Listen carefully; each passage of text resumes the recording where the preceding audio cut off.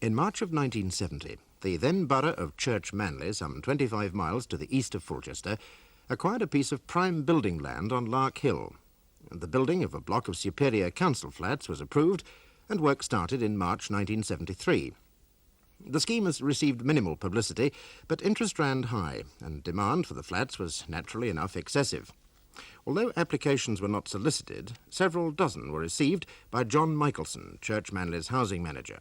One of these was in the name of George Roberts and his wife Eileen. Roberts, a local librarian, was something of a celebrity, being the only local man to have won the VC during World War II. He and his wife occupied a small council house with their 11-year-old orphaned nephew, David. In early February 1974, the prospective tenants and the unsuccessful applicants were notified of the Housing Committee's decision and were informed that the flats would be ready for occupation in June of that year. The Roberts application was not successful, and in mid-February, George Roberts, a chronic war invalid, was admitted to hospital. He died a week later from bronchial pneumonia. A week after his death, on the 27th of February 1974, certain information was laid before the local police. Further inquiries were made, the papers were passed to the county prosecuting solicitor, and 3 weeks later, John Michelson was charged under the Public Bodies Corrupt Practices Act of 1889.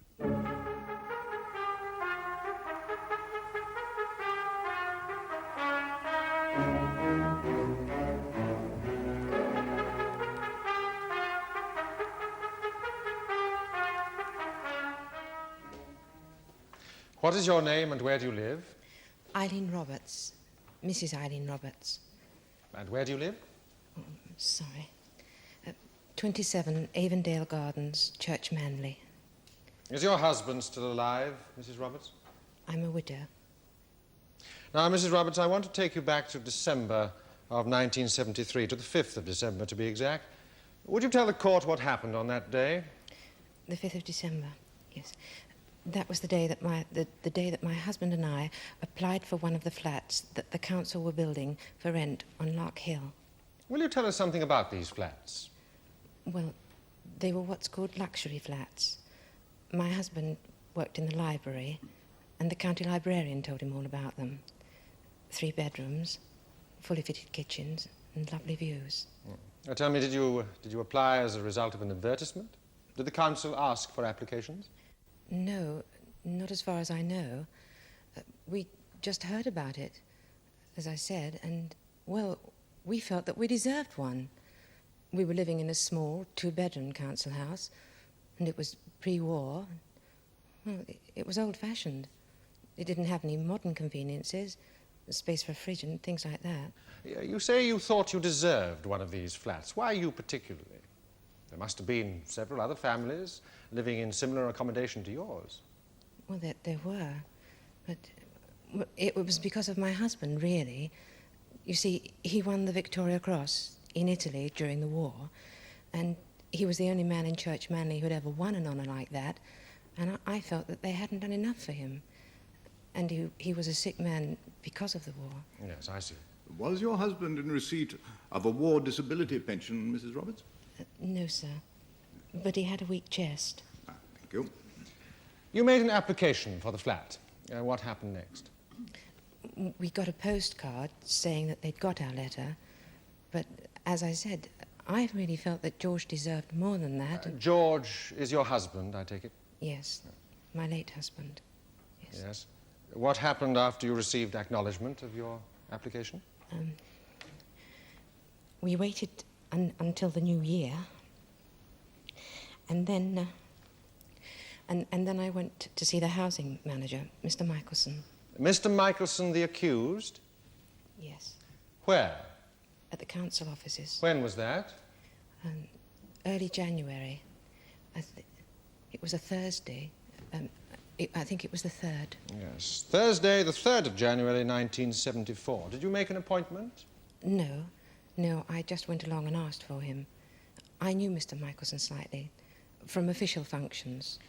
And what happened at this meeting? Well, Mr. Michelson asked me to sit down, and I did, and I told him how I'd come about the application, and how I felt that the town owed my husband something. and that we'd always wanted to live on Lark Hill, and that I'd do anything to get a flat there. And he said, anything? And I said, well, you know what I mean. And he said, I wonder if I do, Mrs. Roberts. And then he implied that if we were to have sex together, he'd see what he could do. Can you remember his exact words, Mrs. Roberts? No. No, I can't. But I certainly knew what he meant. It would be helpful if you would try to remember the exact words of this implication, Mrs. Roberts. If I may say so, you had little difficulty in remembering the opening lines of the exchange. I was getting rather nervous, sir. I wasn't expecting him to behave like that. I see. Go on, Mr. Harvey. Well, please try and tell us the essence of what he said. Well, he said something like, if a woman with your attributes is prepared to do anything, he said he was sure he could do something. And did you reply to this, Mrs. Roberts? Yes. I told him that I wasn't prepared to do anything like that, not for a flat or anything else. And he could see that I meant it, because he said something to the effect that I was taking him the wrong way, and he meant about a business arrangement, and that the best thing I could do was to get my husband to telephone him. And you did what the accused told you? Yes, I did. Oh. And after he telephoned, my husband told me that he please, Mrs. Roberts, I must stop you there, I'm afraid. You may not tell us what your late husband said to you. That's what's known as hearsay evidence and is not admissible. You may, however, tell the court what transpired as a result of the telephone call. Well, nothing happened for nearly a week. And my husband and I were trying to get some money together. We didn't have a lot of ready cash. No. And then I think it would be the Wednesday of the following week. That'd be the 9th of January. We put some money in an envelope. How much money? £100 in £5 notes. Thank you. Go on.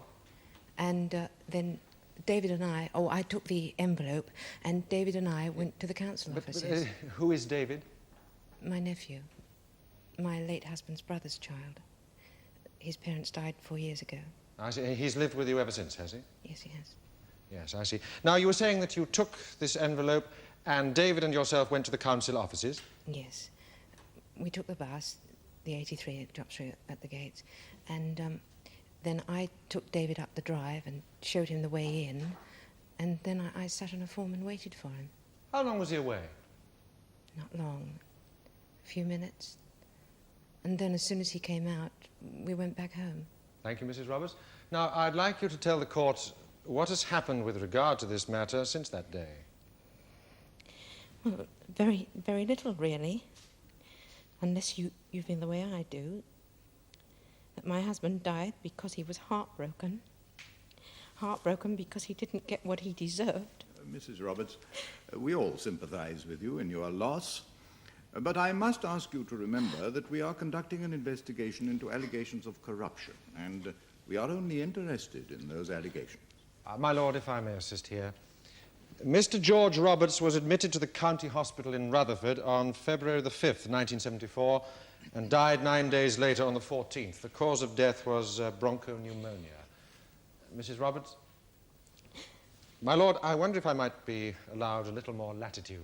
If you mean, will I allow you to lead? I'm inclined to say yes.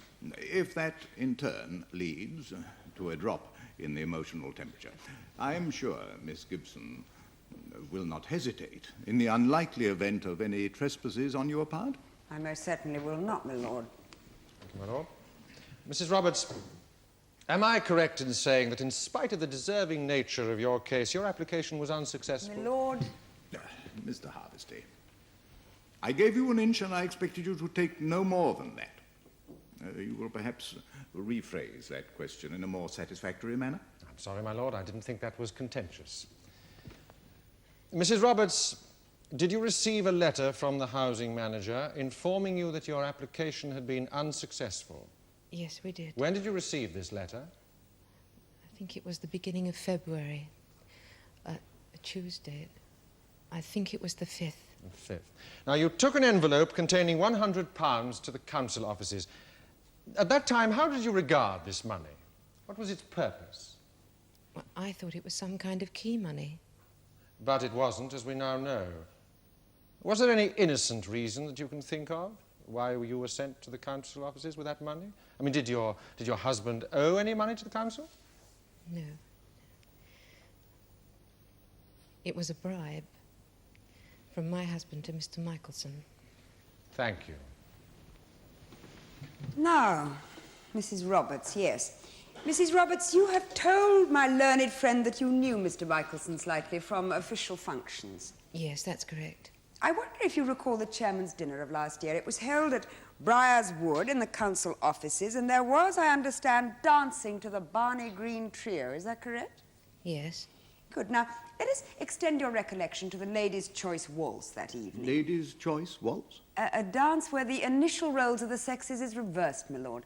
Do you mean that, contrary to custom, the lady approaches the gentleman of her choice and invites him to dance? That is right, my lord. Oh.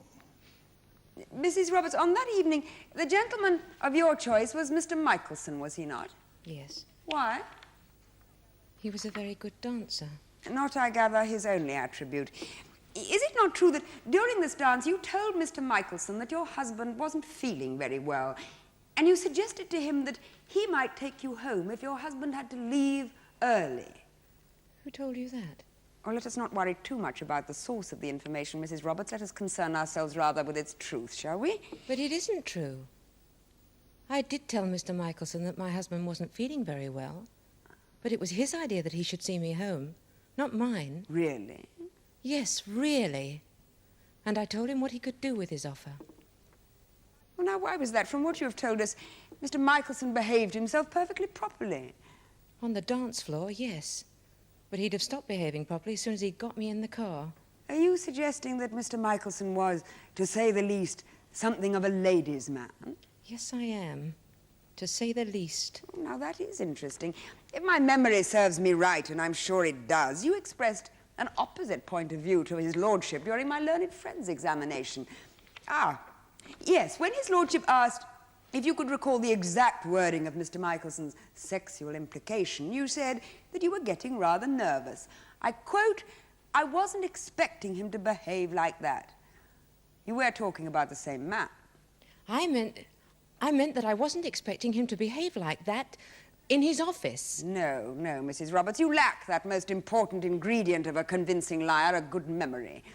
And I suggest to you that you are inhabiting a fantasy world in which truth and fantasy are inextricably mixed.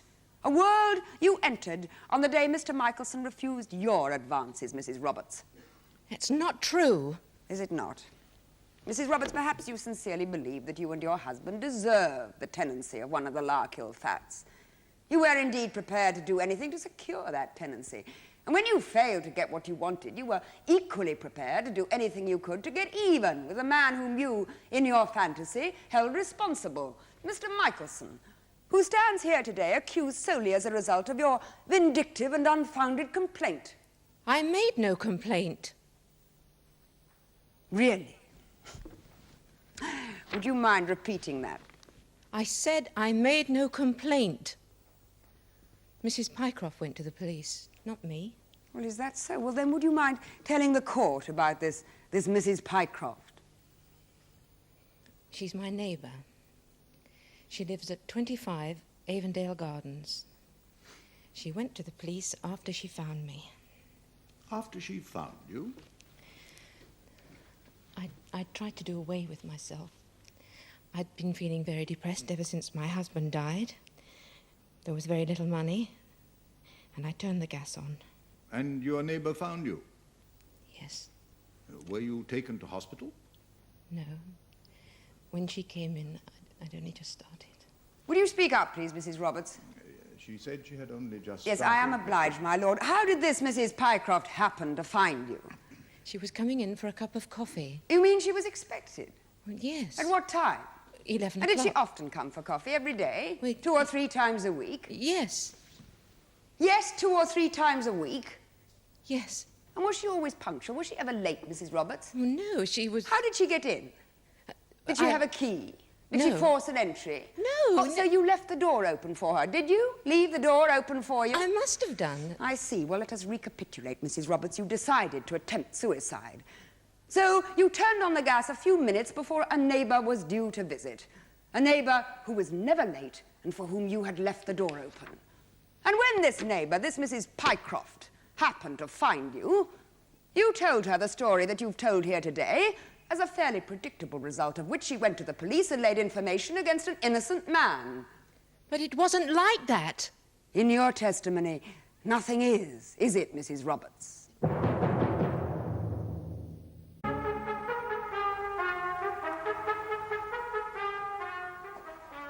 Mrs. Roberts, I had hoped to spare you any further distress, but as my learned friend has seen fit to pursue a certain course, I must ask you to bear with me for 2 or 3 more questions.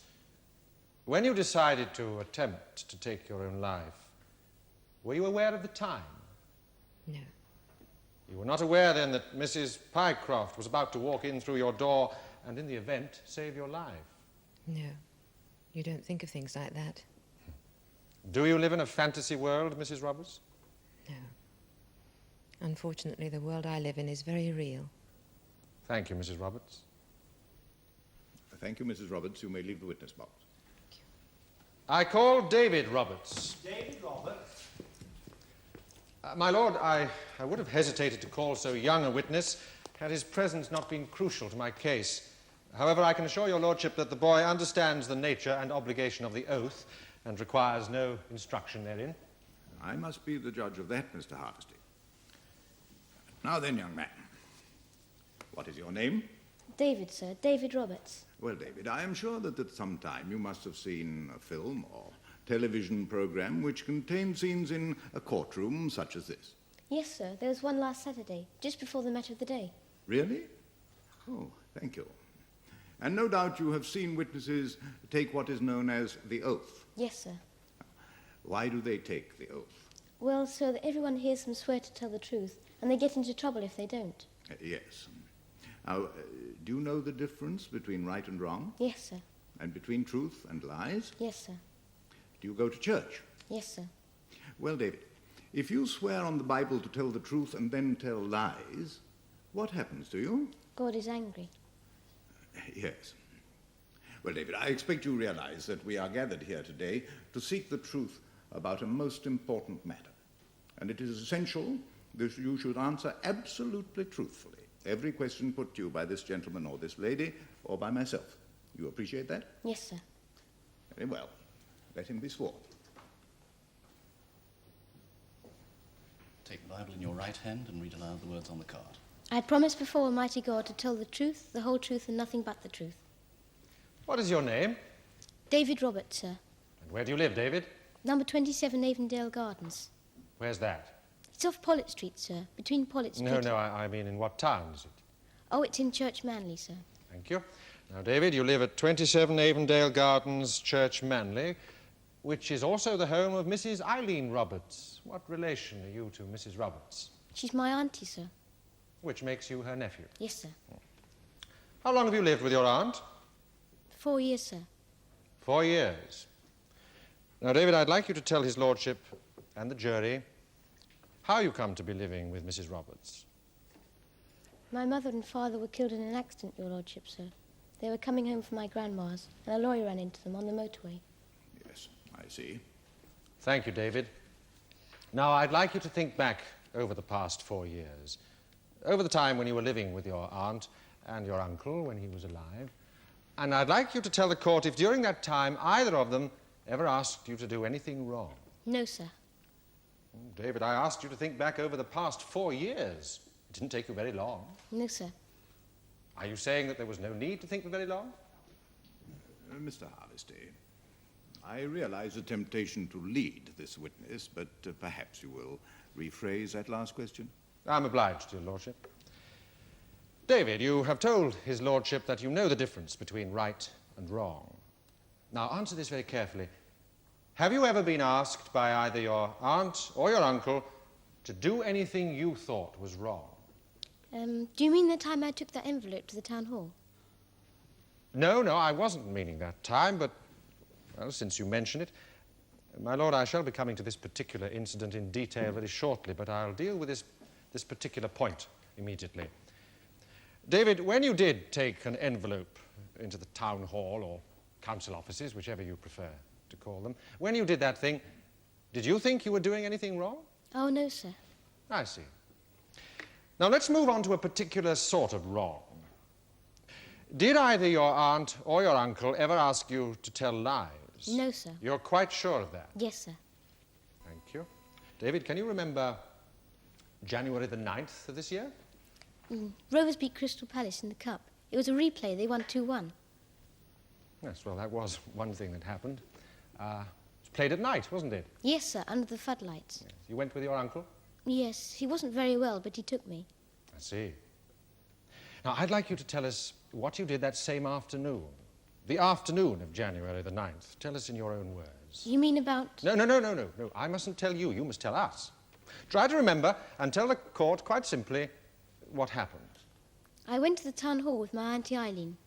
Yes, but can you tell us what led up to that? The things that happened before you went? My Uncle George gave my Auntie Eileen a letter, a thick one with money in it. Did you know at the time that there was money in it? No, sir, it was fastened up. I see. And what happened then? My Auntie Eileen took me to the town hall, and on the way she said No, I don't want you to tell me what she said. What did you do? We went on the bus, and when we got there, my Auntie Eileen gave me a letter and showed me which door to go in. And which door was that? Can you remember? Yes, it was around the side. There was a big notice next to it. It said, reserved for the chairman's car. What happened then? I went in this door, and there was a gentleman sitting behind a desk. And I said I want to see Mr. Michelson, and he showed me which door to go in. Yes, go on. So I went in this door, and there was a lady there. And I said I want to see Mr. Michelson, and she said, oh, yes, he's waiting for you. So she opened another door, and she said, this is Mr. Michelson. And there was a gentleman sitting behind a desk. Then she went away, and I said my uncle said I had to give you this. And I gave the gentleman the envelope. Yes. Now, tell me, David, is Mr. Michelson in this room? Yes. Will you point to him, please? Now, you say you gave Mr. Michelson the envelope. What did he do? He opened the envelope, and he took a letter out of the envelope and read the letter. Then he took some money out of the envelope and counted it. There were those £5 notes. How many? 20. How can you be sure that there were 20? Because when the gentleman counted them, I counted them too. And after that, did he say anything, Mr. Michelson? Yeah. Can I say what he said? Oh, yes, you can tell us what Mr. Michelson said. He said, thank you, Sonny. Go home and tell your uncle everything's all right. I'd like you to repeat that, David, clearly and to the ladies and gentlemen of the jury who are sitting over there. Now, after Mr. Michelson had counted the money, what did he say to you? He said, thank you, Sonny. Go home and tell your uncle everything's all right.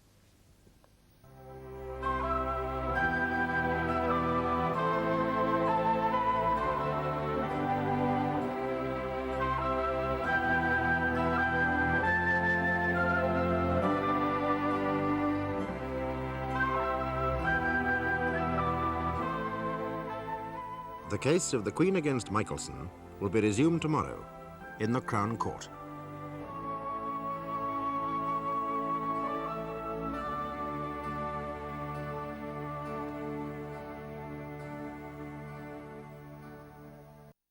John Michelson, the former housing manager of Church Manley, stands accused under the Public Bodies Corrupt Practices Act of 1889. It is alleged that he accepted a bribe from the late George Roberts in order to obtain for Mr. and Mrs. Roberts the tenancy of a luxury council flat. He has pleaded not guilty to the charge.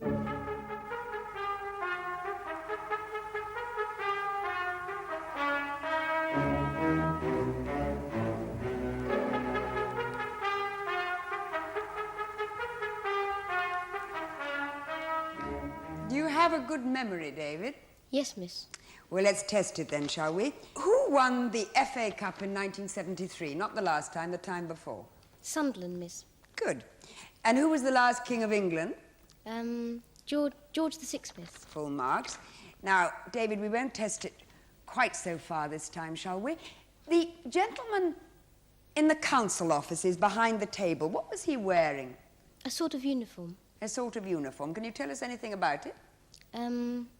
It had one of those round hats with a peak on. Excellent. And now the young lady in the offices, what was she wearing? A black frock with a long white collar. Good. And Mr. Michelson? A suit, miss, and a collar and a tie. Thank you. Now, David, you have told my learned friend that neither your uncle nor your aunt ever asked you to tell a lie. What would have happened if, say, they had asked you to tell a lie? I wouldn't have, miss. You would not have lied. No, miss. Why not? Because it's wrong to tell lies, miss. You're quite right, David. It is wrong to tell lies. His lordship has already talked to you about that, hasn't he? Yes, miss. Then let us go one step further. Suppose your aunt had told you that it would help her if you told a lie. Would you have lied then? No, miss, I wouldn't have. Your uncle and aunt were good to you, weren't they? Yes, miss. They looked after you. I mean, your uncle took you to football matches when he was alive, didn't he? Yes. Even when he wasn't feeling very well. Yes. Yet, in spite of that, if either of them had said, it's all right to tell a lie about this or about that because it'll help us, you still wouldn't have lied. No, miss. Now, David, I'm going to ask you this question again. Did you go to the council offices and see Mr. Michelson? Yes. The gentleman in the uniform in the offices, now let's talk about him again. Was he wearing medal ribbons on his uniform, coloured ones, here? I can't remember, miss. You can't remember? And the young lady in the office, you said she was wearing a black dress with a white collar. Was it rounded, squared, pointed? Can't remember? No, miss. Mr. Michelson's suit? Can you remember the colour of that? All right, David, thank you, that's all. No further questions, my lord? Just a moment, Mr. Hardesty. David, what arrangements did you make with your teachers about today? I've got to go back to school as soon as I finish, sir. I see. And is he capable of finding his own way, Mr. Hardesty? I understand so, my lord. Very well. Leave the court quietly, David, and go straight back to school. I call Arthur Franks. Arthur Franks, please.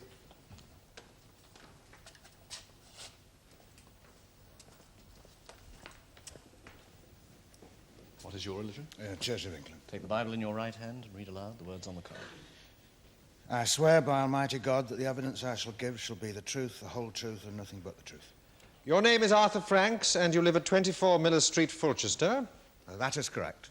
What do you do for a living, Mr. Franks? I'm a dealer in specialised hi-fi and stereo equipment. A lucrative profession? No, not really. I wouldn't exactly call it a profession. It's more of a vocation.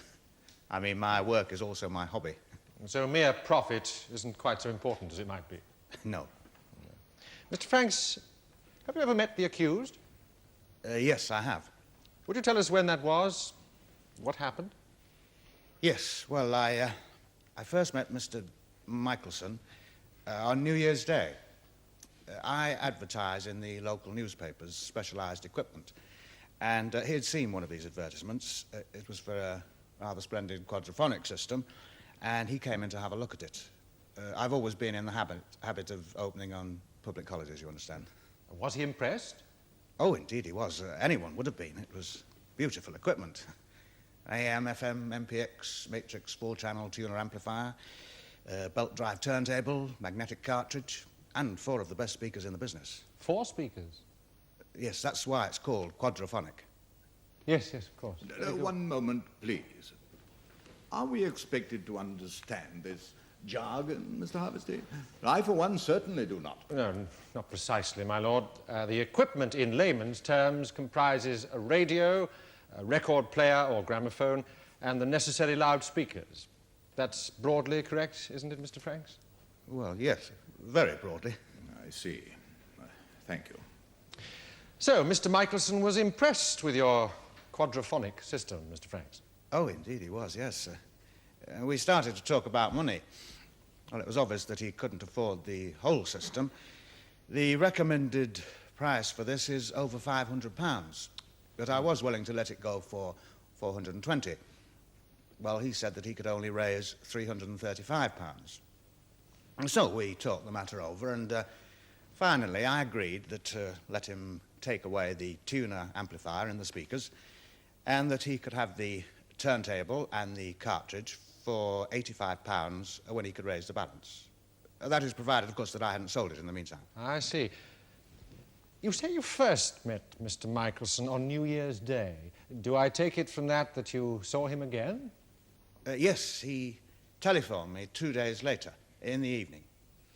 He said that he had good prospects of being able to raise the cash, and that would I hold on to the turntable for a further week? And I said that I would. What happened? Oh, well, he came into the shop exactly 1 week later, on January the 10th, in the morning. He paid me £85 in cash, and he took the turntable away with him. In what denominations were those notes, Mr. Franks? £5 notes, 17 of them. Thank you. I understand that you volunteered information to the police when you read about Mr. Michelson's arrest. Is that correct? Yes. Well, no, that's not strictly correct. It was when I saw his picture published in the newspaper that prompted my action. The name didn't mean anything to me at all. Oh? How was that? Well, I mean, it was only then, when I read about the case, that I realized that his real name was Michelson. I'd always known him as Mr. Hammond. He had told you that his name was Hammond? Yes.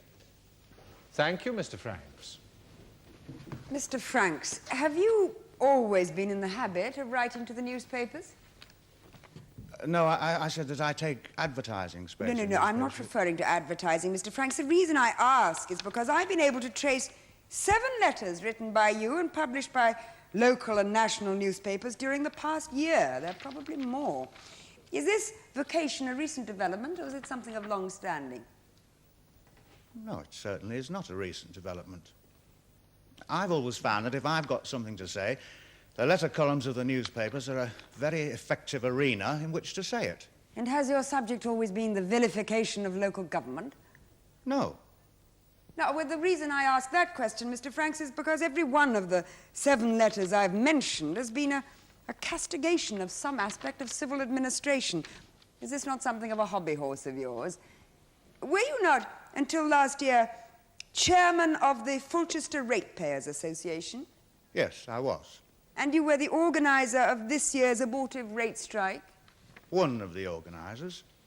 And I'm very sorry that it was abortive. As one of the ratepayers of this district, Mr. Franks, I share your sorrow.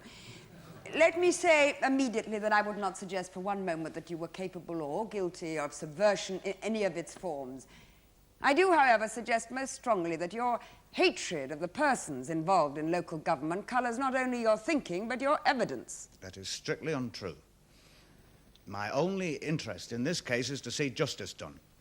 And if what I know helps that end, then I'm happy to tell it. Is that what you told Mrs. Roberts? I've never met Mrs. Roberts. Not any Mrs. Roberts. I take it you do know the Mrs. Roberts to whom I refer. Well, I presume you mean the Mrs. Roberts that gave evidence earlier. An inspired presumption. Did you speak to Mrs. Roberts outside the court? Briefly, yes. And yet you'd said you'd never met her. Well, I thought you meant before today. And what made you think that? Well, there was an implication. Oh, more than an implication, Mr. Franks, a positive suggestion that that was the truth. That is not the truth. Why did you feel it your duty to lay information before the police? Well, I feel that it is every citizen's duty to stamp out corruption. Oh, and so- corruption was evident. A very fine phrase. How did you know that corruption was evident? Well, from what I knew firsthand. And from what I'd read in the newspapers. And when did you read about it in the newspapers? Well, when it appeared. When it appeared, I see. It appeared, Mr. Franks, the day after the accused was charged, that is, on March the 21st. And yet, you did not visit the police until 4 days later. Does it really take you so long to recognize your duty as a citizen? I was taking a very grave step. Indeed you were, Mr. Franks, a step towards perjury. Is it not true that as soon as you had read the newspaper report, you visited the home of Mrs. Roberts, you heard from her this trumped-up story of money being given to the accused on January the 9th, and you decided to embroider it even further by telling the police that Mr. Michelson visited you with the £85 on January the 10th, when in fact he paid you that money 3 days earlier on January the 7th. I have told... 2 days before the alleged bribe was offered. I have told the truth. Have you, Mr. Franks? I have no further questions, my lord. Simple questions, Mr. Franks. When did you first meet Mrs. Eileen Roberts? Today. On what date did the accused pay you the £85 balance on his purchases? January the 10th. 10th. Did you then realise that that was the day after he was alleged to have received a bribe of £100? Well, I do now, but I didn't know that when I laid the information before the police, no. And finally, Mr. Franks, have you allowed your feelings on the quality of local government to influence you in this case? On the contrary, I would say that this case has influenced my feelings. They're stronger now than they ever were. Thank you, Mr. Franks. Does your lordship have any further questions? No, thank you. You may leave the witness box, Mr. Frank. I call Detective Inspector Stoddard.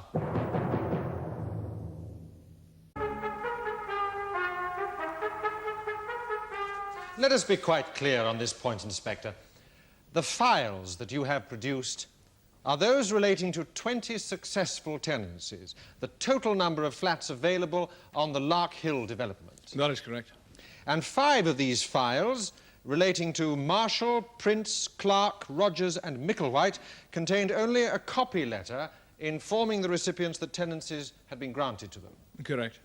And of the remaining 15, all but one were sizable files containing correspondence of an investigatory nature and the answering letters from the applicants. Yeah, that's right, sir, yeah. Whilst the last and most recently dated file contained a letter to Mr. Joseph Moores of Radio Cosmos, stating that the chairman of the council had mentioned his interest in the flats and asking for Mr. Moore's requirements. There's a reply stating these requirements, and then the normal letter regarding the granting of a tenancy. That's correct. Yeah. Now, let's come to the unsuccessful applications. The file relating to Mr. and Mrs. Roberts. Yes, it was different, sir. The others all contained the investigatory letters and replies. The Roberts file merely contained the original letter of application and the reply stating they'd been unsuccessful. Thank you.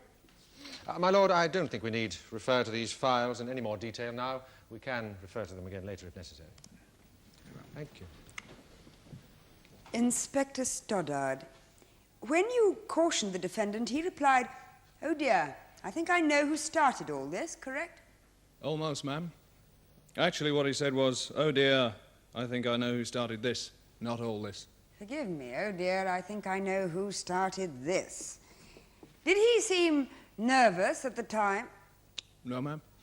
Or did he impress you as a man who had been found out in what has been described in another place as the ultimate horror of corruption? Oh, not particularly, no. Not at that time, ma'am. Not at that time. Are you inferring that he so impressed you later? No, ma'am. Then I must ask you to choose your words a little more carefully, Inspector. Did the defendant at any time hinder you in the performance of your duties? Well, No, for ma'am. instance, when you asked to examine his files, did he put any obstacles in your way? No, ma'am. Inspector, how long was there between your first interview with the accused and the date on which you exercised your warrant to search his office? About 10 days, sir. 10 days, thank you. I don't think I need pursue that any further. My lord, that is the case for the prosecution. Yes, Miss Gibson. I call the defendant, John Michelson.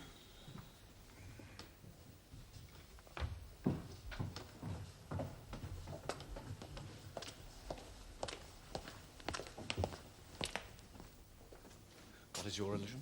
Church of England. Take the Bible in your right hand and read aloud the words on the card. I swear by mighty God that the evidence I shall give shall be the truth, the whole truth, and nothing but the truth. Your name is John Michelson, and you live at Oakfield, Shrewsbury Road, Church Manley. Yes, that is correct. Where are you employed, Mr. Michelson? I'm Deputy Director of Housing for the district of Fellowbridge. That, I understand, is the district which did embrace the borough of Church Manley at the recent reorganisation. Yes, that is so. How does your present position compare with your previous post as housing manager of Church Manley? Well, to take a contemporary yardstick, money pays much more than my previous job, so I can only assume that it is seen to be more important.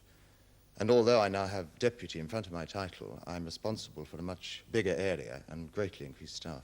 I see. And has there been any suggestion from any official quarter that you should be suspended or dismissed even because of these proceedings? Well, none whatsoever. I'm happy to say that all my colleagues and members of the council treat me as they've always done. Mr. Michelson, would you sketch for us briefly now the history of the letting of the Lark Hill flats as it concerned you? Yes. Well, we acquired the land in 1970 and started building 3 years later. There is always a demand for this type of accommodation, and we had dozens of speculative applications in our files, so there was no point in advertising. I suppose we discussed the flats at about 6 or 7 meetings of the Housing Committee, and it was eventually agreed that we should issue tenancies from these filed applications. And how were the successful applicants chosen? Well, the committee chose 14 from the normal applications, and I was entrusted with the choice of 6 specials, as we called them. There were always people in the public eye who were more best served by this kind of accommodation, and I had to weed them out. Subject, of course, to ratification by the committee, though I have to say that they never overruled me in these matters. You appear to enjoy a large measure of support, Mr. Michelson. Well, yes, I've always been proud of that. Mr. Michelson, how many applications did the committee consider in making their choice? I think it was about 80, my lord. As few as that, in these days. Well, these were luxury flats, my lord, and the rent was commensurately high. Most people specified a top figure when they applied for council accommodation, and only about 80 fell into this bracket. I see. Now, Mr. Michelson... Just a moment, Miss Gibson. From how many special cases did you make your choice? I think it was, yes, it was 11, my lord. 11. Mr. Michelson, let us move on. Apart from existing applications, I gather you received more when the plans for Lark Hill became public knowledge. Yes, we did. And was one of these from Mr. and Mrs. George Roberts? Yes, it was. How did you categorize this application? Well, I saw it as a special case. Mr. Roberts was something of a local celebrity, and I knew that he didn't enjoy the best of health. Oh, I'm not saying that his accommodation was in any way inadequate, but Lark Hill, being as it was, a little farther away from Borough's industry, might be fractionally healthier for him. I took all these factors into account when putting his letter amongst my specials. I see. And you were visited by Mrs. Roberts? Yes, I was. Could you tell us about that, please? Well, it was a fairly normal visit up to a point. She more or less repeated what her husband had written, and I was of course, non-committal, as I had to be. Then she went on to suggest that if they were to get one of the flats, that I would be more than welcome to visit her as often as I liked. For what purpose? Well, I gathered it wasn't but a social drink. She was at pains to point out when her husband would be away from home, and went on to say that there must be very nice views from the windows, which we could both enjoy, the bedroom windows, I should have said. Mr. Michelson, please tell us quite simply what you understood her to mean. Well, I was left in no doubt, my lord. It was quite obvious from her manner that she was offering to have intercourse with me if I gave her the tenancy of one of the Lark Hill flats. Thank you. And how did you reply to this? Well, in the only way I could. I treated it as a joke. I went on to say that I would treat her application most seriously, which indeed I did. Did you say anything to her about a business arrangement? No. Had you met Mrs. Roberts before? Yes, I had. Can you tell us about that? Yeah, it was at a council dance. She invited me to dance, I remember. She told me that her husband wasn't feeling too well, and apparently he wanted to go home, but if he did, then she'd have no transport. Well, she appeared to be hinting rather broadly, so I offered to drop her. In the event, it came to nothing. Her husband stayed. And how did you feel to hear yourself described as something of a ladies' man, to say the least? I'm flattered, but mystified. Mr. Michelson, did the boy David Roberts ever visit you in your office? Never. Have you seen him before today? No. Have you ever accepted a bribe? No. Or been offered one? No. Then you are saying that the evidence of the boy David Roberts, insofar as it concerned a visit to your office and the handing to you of an envelope containing money, is pure fabrication. Totally. Is there any reason to your knowledge why this boy, David Roberts, or his aunt should make these allegations? I can think of no personal reason. But I have come to realize that to many people, the home, the place where you live is vastly important. I mean, I got the feeling from Mrs. Roberts that she desperately wanted to live on Lark Hill. I've seen this, well, passion before. And I quite understand her feelings and indeed sympathize with her. I mean, she must have been desperately disappointed when our letter arrived. But let us turn now to the evidence of Mr. Arthur Franks. Did you buy hi-fi equipment from him? Yes, I did. And did you ask him to hold one piece of equipment for you? Yes. And then what happened? Well, I rang him on the morning of January the 7th and asked him if he still had the turntable. He said he had, and I called round and bought it. You did not then ring him on January the 3rd and say that you were expecting a windfall? No, I did not. So you rang and you called on January the 7th, not January the 10th, as Mr. Franks alleges? No, it was certainly the 7th.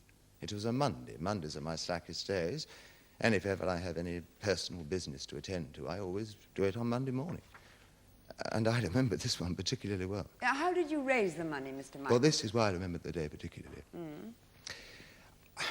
Well, I enjoy gambling, and 4 or 5 times a year I go to the greyhound track. I went on the Saturday, and, well, most unusually for me, I won £110. Are you ashamed of this hobby of yours? No. But I do understand how other people feel about it. I must confess I feel it myself about addicts. I'm not an addict. Mr. Michelson, it is alleged that during your dealings with Mr. Franks, you call yourself by an assumed name. You call yourself Hammond. Is this correct? Yes, it is. Well, would you tell the court why, please?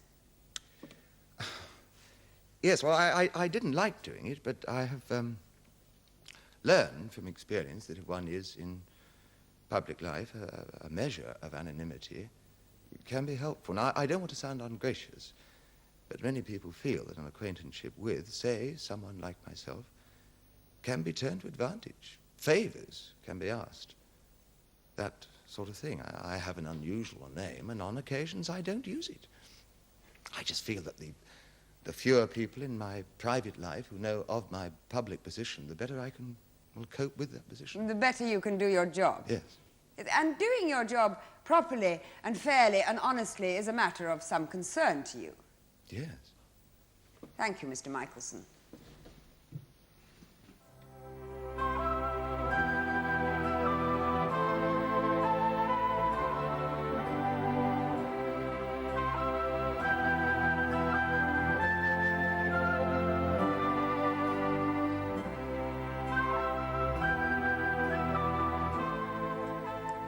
The case of the Queen against Michelson will be resumed tomorrow in the Crown Court.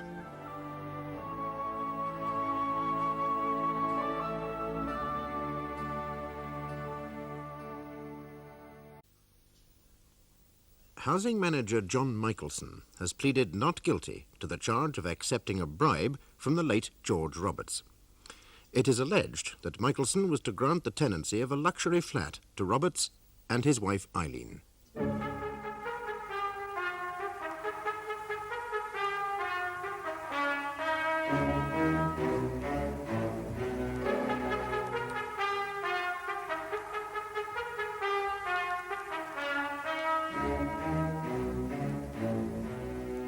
Mr. Michelson, let's clear the air a little, shall we? Are you really suggesting that an 11-year-old boy stood up in this court and told us a tissue of lies? Yes, I am. And that his aunt did the same? Yes. For no other reason than that she was disappointed? Well, I can think of no other reason. Mr. Michelson, do you agree that the practice of assuming false names is normally confined to the criminal classes, the acting profession, and gentlemen signing hotel registers? No. Oh, I see. You consider it a normal practice. I think it was normal in my situation, yes. And you had no ulterior motive, other than that Mr. Franks might call on you for some unspecified favour if you told him your name.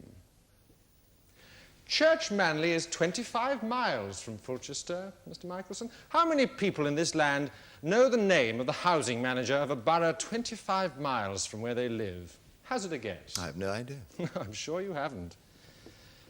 Now, you bought from Mr. Franks equipment to the total value of £420. This was split into 2 transactions. On January the 1st, you paid Mr. Franks £335, and on January the 10th... No, it wasn't the 10th, it was the 7th. A few days later, you paid Mr. Franks a further £85 in cash. Now, whilst it's not actually been put into words, the suggestion is that this money was part of a bribe received from the Roberts. A suggestion refuted by you and explained by your statement that you won the money at the dogs. I went on the Saturday, and most unusually for me, I won £110. Correct, Mr. Michelson? Yes, that is correct. Most unusually. How then did you acquire the money for the first payment? The £335, which you also paid in cash. Are you suggesting that I took bribes from other applicants? I'm not suggesting anything, Mr. Michelson. I'm asking. You see, according to Mr. Franks, you visited him on the 10th. No, it was the 7th, And you as I've already paid him said. the balance of £85 in £5 notes. Now, it must be remembered here that in other evidence it was stated that a sum of £100, also in £5 notes, was paid to you on January the 9th. You've told the court that the second amount of £85 was the result of a successful flutter at the dogs. Will you be telling us that this first amount of over £300 came from the same source? Well, yes, I will, because that is where it came from. Oh, come now, Mr. Michelson, this is deteriorating into farce. Well, I should like to make this quite clear that this represented the winnings of several years. When I played a little game with myself, if I won, then I put the money away in cash in a strongbox, and if I lost from salary. At best, it was a form of saving, and at worst, a piece of harmless self-delusion. You were responsible for the selection of 6 specials, as you call them, to be given tenancies of the Lark Hill flats. Yes, I was. And you chose Messrs. Marshall, Prince, Clark, Micklewhite, and a Miss Rogers. And one other. Who was that one other, Mr. Michelson? Mr. Moores, he was the manager of the commercial radio station based on Rutherford. No, I think we're at cross purposes, Mr. Michelson. I meant your original 6th choice. Wasn't it the Roberts? Weren't you quite prepared at that time to honour your part of the deal? That if they paid you £100, you would grant them a tenancy, but that when Mr. Moores later wrote to the chairman of the council, the chairman more or less gave you an order to include him in your list. That's nearer the truth, isn't it? No, it is not. Well, I'll draw your attention to the correspondence with your 6th choice, Mr. Moores. Yes, it flowed with, one might say, a positively indecent haste. In your first letter to Mr. Moores, dated the 4th of February, you urgently requested his reply. His letter, dated the 6th, presumably, reached you the day before your deadline. Are you seriously telling this court that you didn't make your choice until the day before you sent out those letters? I would have decided earlier, but when the chairman spoke to me on the Monday morning, I decided to postpone my decision until I received Mr. Moore's reply. Yes, that arrived on the Thursday. No, I suggest that Mr. Moore's intervention was an embarrassment to you, Mr. Michelson. You had already made up your mind that the Roberts would be given a flat, which is what you'd promised when you took their £100. That is a lie. But when you realised that Mr. Moores had to be accommodated, you made a last-minute change of plans. You ditched the Roberts, fondly believing that George Roberts wouldn't dare to bring charges, for had he done so, he would have accused himself of the equal crime of proffering a bribe. I have never taken a bribe in my life. But would you have seen it as a bribe? You have a list of worthy citizens, don't you? People in public life, presumably rather better off than the average. Well, I wouldn't say that of the Roberts. Ah, but you didn't choose the Roberts, did you? Or so you said. No, I didn't choose them, no, but they were considered. You're talking about the list, not the eventual choice. Oh, I see, that's what you meant. Oh, I thought for a moment you'd made a mistake, which isn't difficult when one's trying to stick so desperately to the same story. Well, let's examine this. You're dealing with important, in the main, moneyed people. You're in a position to provide them with something that they want. It isn't unnatural that they might wish to show their appreciation. Nor is it unnatural that you might accept that appreciation, might consider it not so much a bribe as a tip. After all, if you tip a taxi driver for driving you carefully, comfortably, speedily to your destination, are you guilty of corruption? Is he? He has a job to do and gets paid for it too, doesn't he? Confusing, isn't it, Mr. Michelson? Rather blurred round the edges. No, not to me. Not to you? No, the distinctions are quite clear in my mind. I am not a taxi driver. Really? I'm a public servant. and I receive my reward in salary, and if I accept any gifts or bribe from any member of the public with whom I have been dealing, in respect of those dealings, then I am guilty of corruption.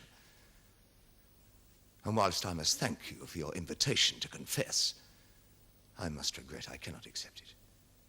I see. Then we must accept that an 11-year-old boy told a tissue of lies. Yes. As did his aunt. And Mr. Franks, a reputable trader of this county. Yes.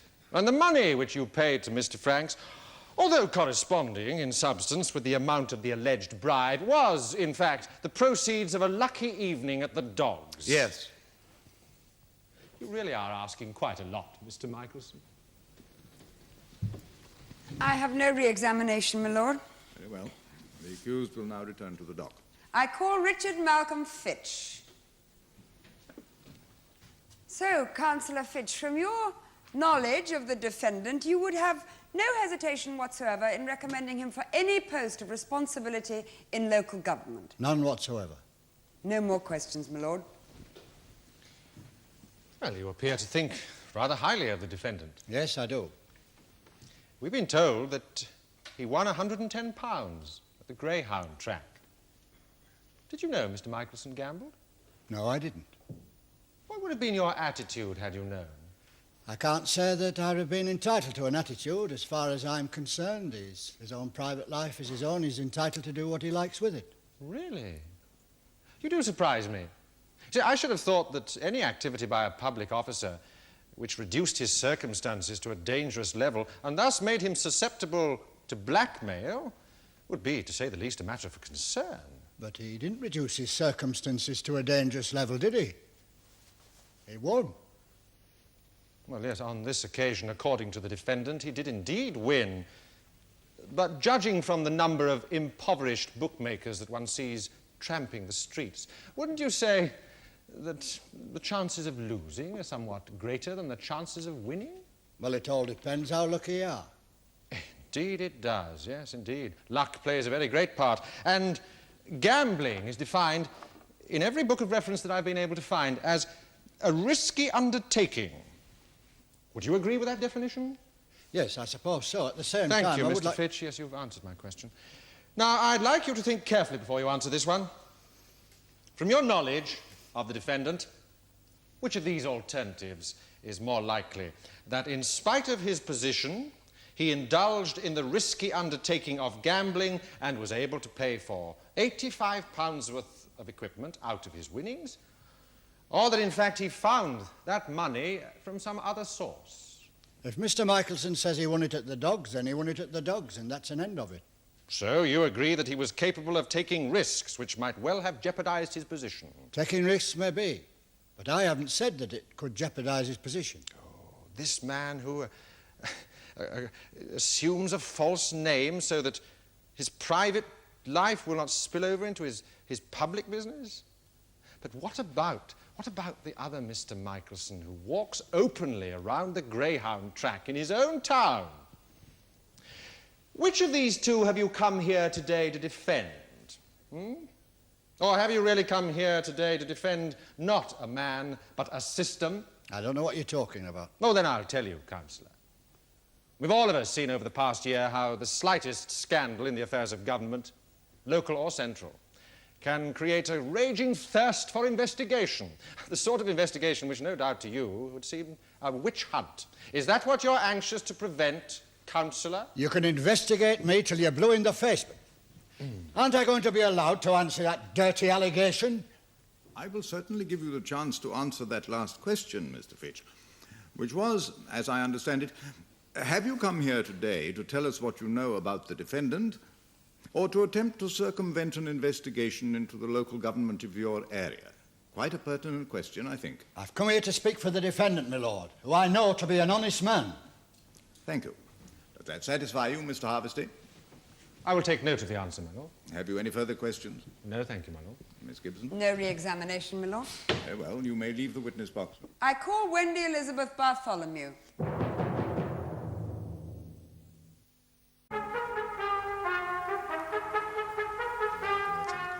I swear by Almighty God that the evidence I shall give shall be the truth, the whole truth, and nothing but the truth.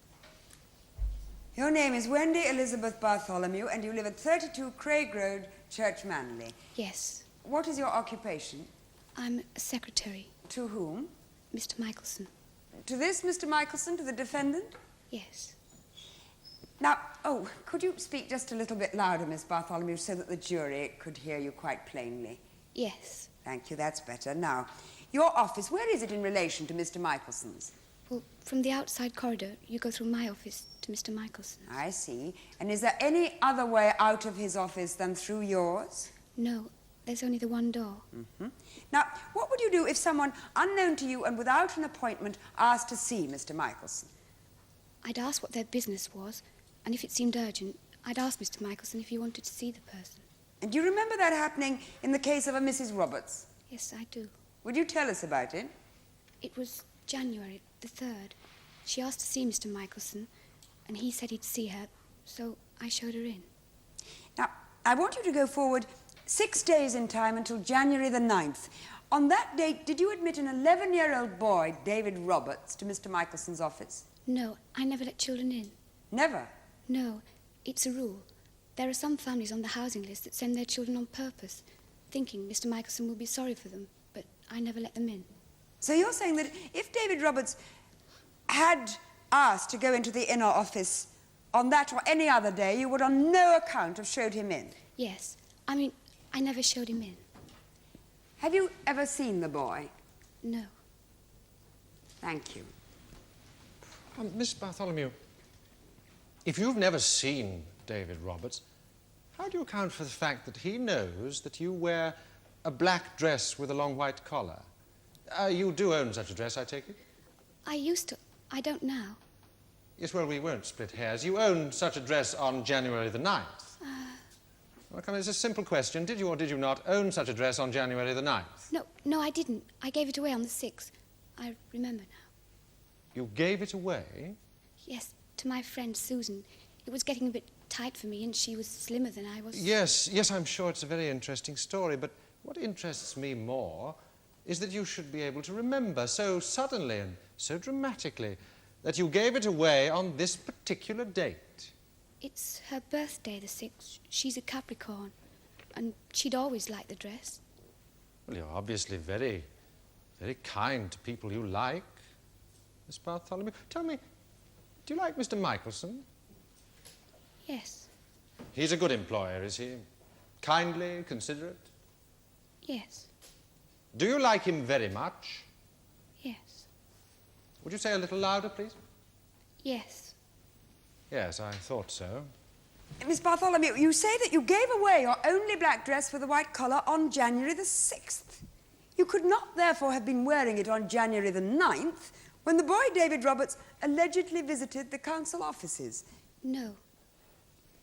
Could you have been wearing it on January the 3rd when Mrs. Roberts came to see Mr. Michelson? I could have. I had been wearing it quite often just before I gave it away. It was an office dress. Thank you. Does your lordship have any questions? No. You may go. Then I call Norman Brooks. Norman Brooks, please.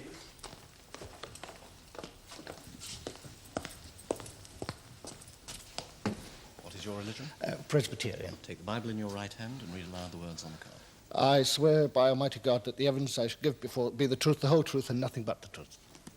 Is your name Norman Brooks, and do you live at 6A Merton Street, Church Manley? Yes, that is correct, ma'am. You are, I believe, a member of the Corps of Commissionaires. Yes, ma'am, I've had the honour to serve the Corps for the past 17 years. Mr. Brooks, are you used to obeying orders implicitly? Oh, yes, ma'am. But what were your orders regarding the admittance of children to the council offices? Under no circumstances must they be admitted, ma'am, without the express permission of the official concerned.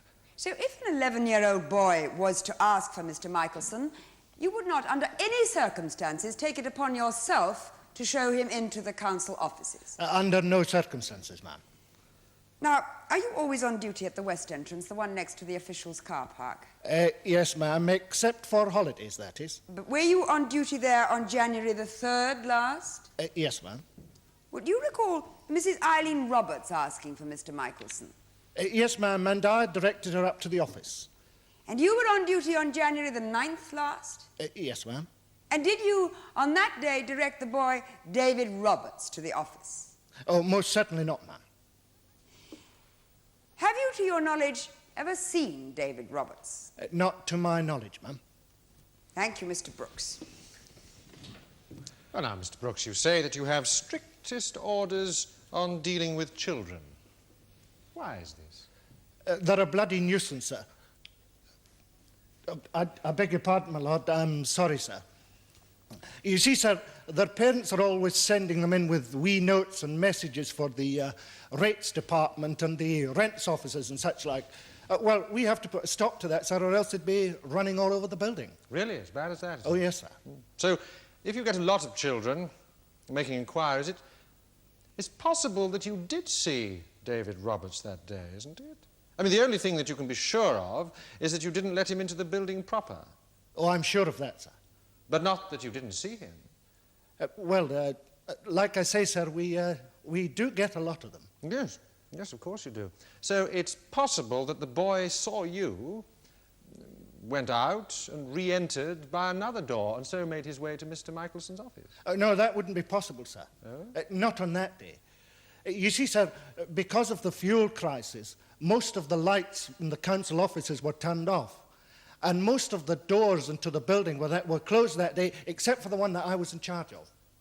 I see. So if anyone wanted to get into the building unofficially, as it were, they would have to go over your dead body. Yes, sir. You told my learned friend that you're used to obeying orders implicitly. Is that correct? Yes, sir. Do you always agree with the orders that you're given? Well, it's not for me to question them, sir. No, I didn't ask if you question them. I asked if you agree with them. Most of them, sir. Most of them. Which means that some of them you do not agree with. That's what you mean, isn't it? Yes, sir. Can you give me an example of an order with which you did not agree? Mr. Harvesty, counsel for the defence is adopting a most tolerant attitude, but I am not at all sure that your line of questioning is relevant. I can assure your lordship that I have no intention of wasting the court's time. Very well. You may answer the question, Mr. Brooks. I asked Mr. Brooks if you could give an example of an order you were given with which you did not agree. Well, sir, there are occasions when, say, the gentlemen of the press are anxious to talk to one of the councillors or one of the officers, say, and, well, it isn't convenient. And I've been told to say that the gentleman's not in. I see. You're asked to lie, in fact. Yes, sir. And as it's an order from a superior officer, you do lie. Yes, sir. Yes. Well, let's suppose, Mr. Brooks, that you had on January the 9th last been ordered to admit the boy David Roberts, but that if you were questioned about it, Mr. Michelson told you that you should deny admitting him. Would you have obeyed those orders? Oh, my lord, I must object. It's not possible for a witness to answer a totally hypothetical question. Yes, I agree. I do see where you are leading now, Mr. Harvesty, but hypotheses do not help. I beg your lordship's pardon.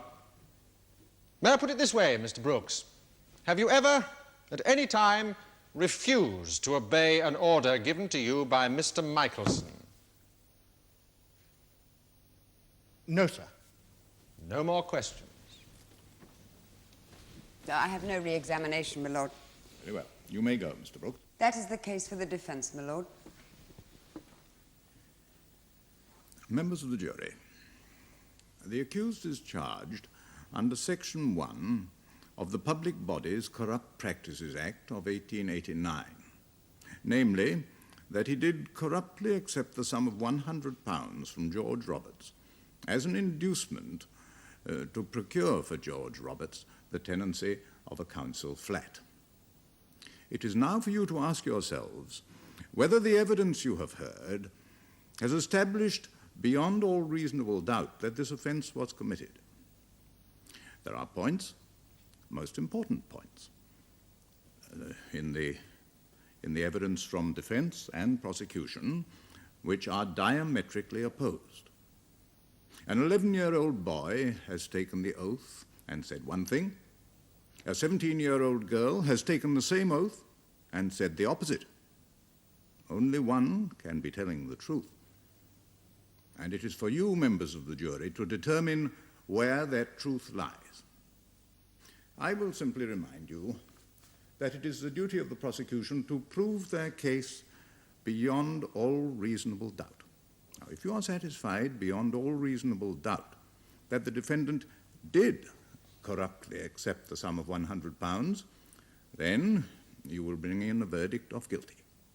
If, on the other hand, you are not so satisfied, you will find the defendant not guilty. Now, members of the jury, I will ask you kindly to retire and consider your verdict. All stand.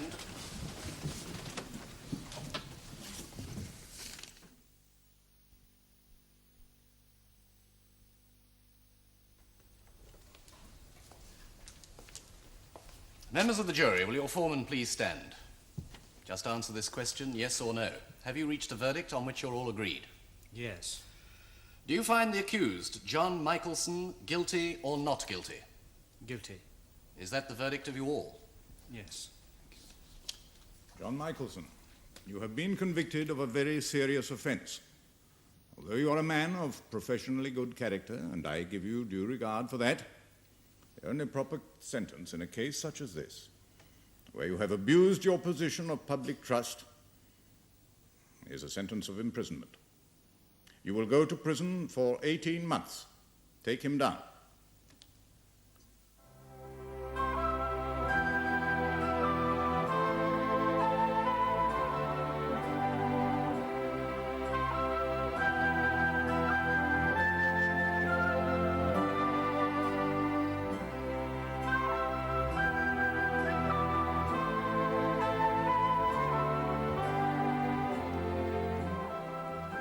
You can join another jury and assess the facts when our cameras return to watch a leading case in the Crown Court.